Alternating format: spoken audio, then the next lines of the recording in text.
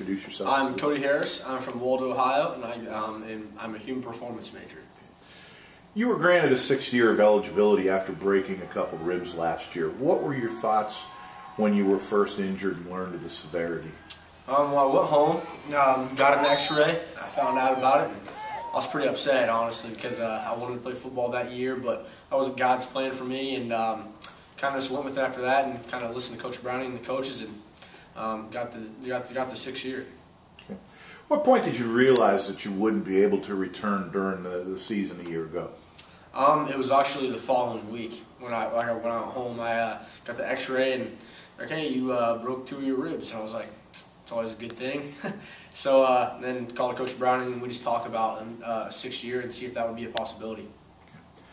You're working with a new offensive coordinator in Mike Miller. What are your thoughts in regard to being with a third offensive coordinator during your time here? Actually, it's my 4th. Okay. It's my 4th offensive coordinator, but it's awesome to work with Coach Miller. He's a professional, and we're getting close. We're getting there. Just kind of takes some time to put an offense in, and so it's just kind of continue repetition, and we're getting there. How difficult was it? Mike Miller didn't come in until really the start of August. You'd gone through spring ball and everything to come in, pick up a new system, and I guess how different is that system compared to what you've done previously? Oh, it's very different. It's very different. There's a lot of different things with protection-wise, and the way you throw hot routes, and the way that receivers run routes. So it's very, very different. It's something completely new to me, but it's something I really like, and I'm really adapting to, and I'm starting to really love it. You've played 3 games so far. The 4th game coming up this weekend at Cal.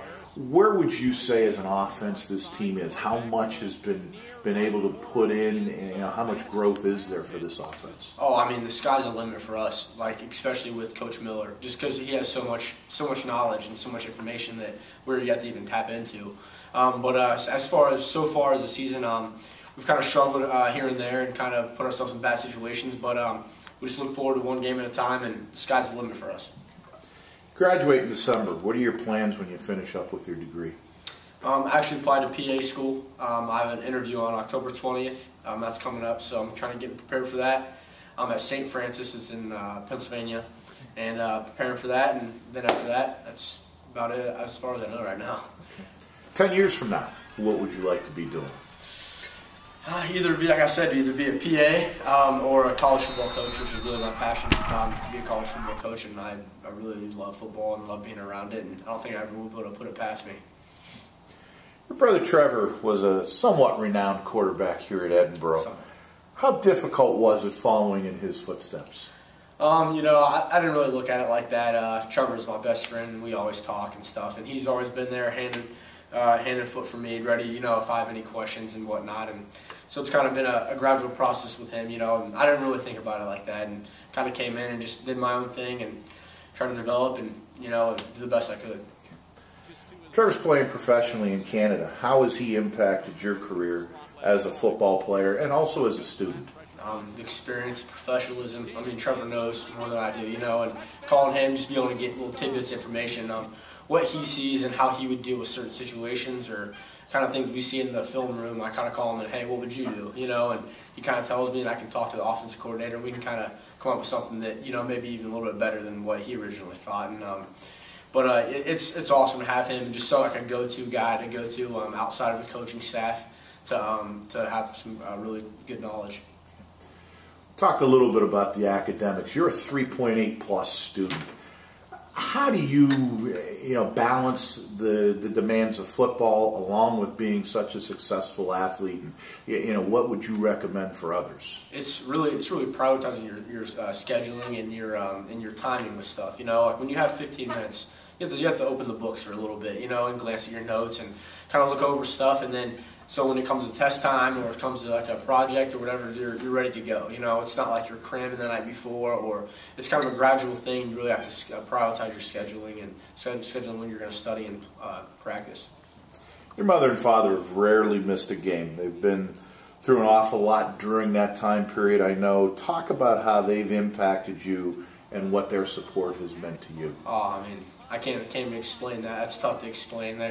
Their love for me is unreal. They're always here for me, and it's it's extraordinary how great of parents they are. You know, I've literally never had a problem with my parents. Anything I've ever wanted, I've gotten, and if I've needed it, and they've always been there. And it's I can't even put it into words.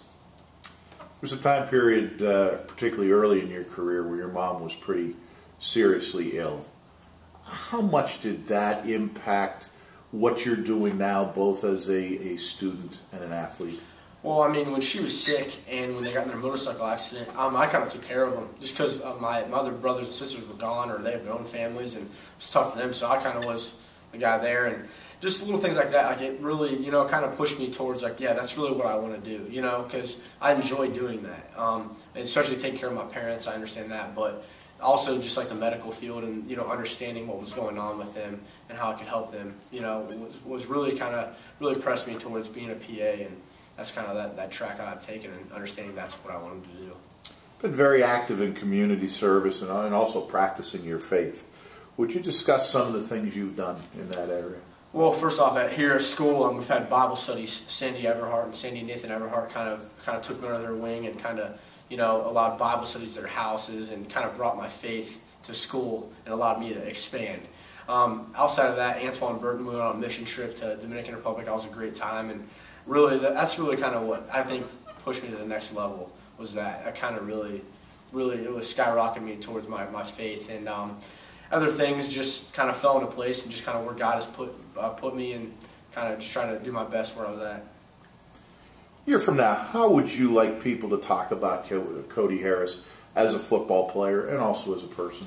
Man, being a leader and always just doing the right thing. I wasn't, you know, like being more so outside of the field.